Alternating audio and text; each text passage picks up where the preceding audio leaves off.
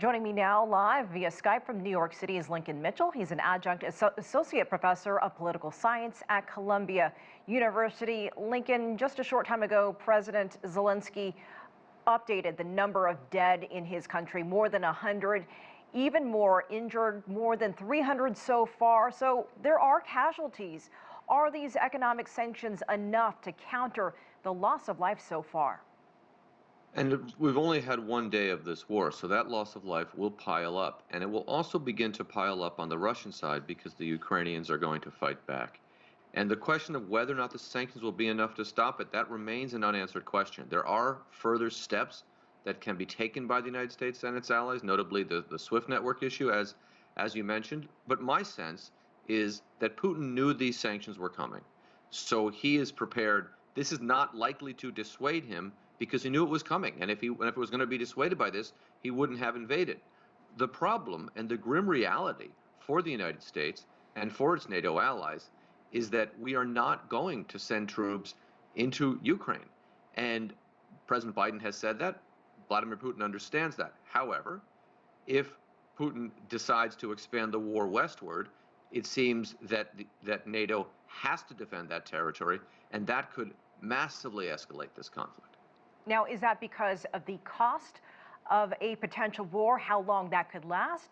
Or is it because of the technicality of Ukraine not being a NATO country? We also heard this evening Zelensky just basically putting it to the West, hey, we want to be a part of NATO.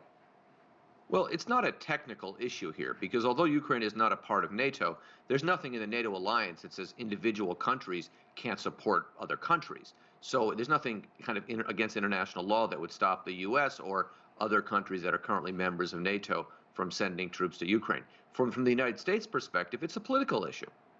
The idea of sending American troops into what will be a difficult war against a very powerful Russian military, where the United States will take casualties, and we are, winding down, after just having wound down this very long war in Afghanistan, there simply is no political appetite for that among the American people, even though the American people are not happy about what Putin has done and support Ukraine in this conflict. A long war with Russia is not something the United States wants right now. And Russia doesn't want it either, and Russia would escalate, and you could see it getting bigger and bigger. And this puts President Biden in a very, very difficult situation because he will be getting pressure, particularly from the right and the Republican Party, who has, I think we could charitably say, a complex relationship with Putin, to send more troops. Yeah, well, we've seen that certainly by members of Congress. So at what point could we see militaries from not just the United States, but other countries in Europe? What point could we see them step in across the borders in Ukraine?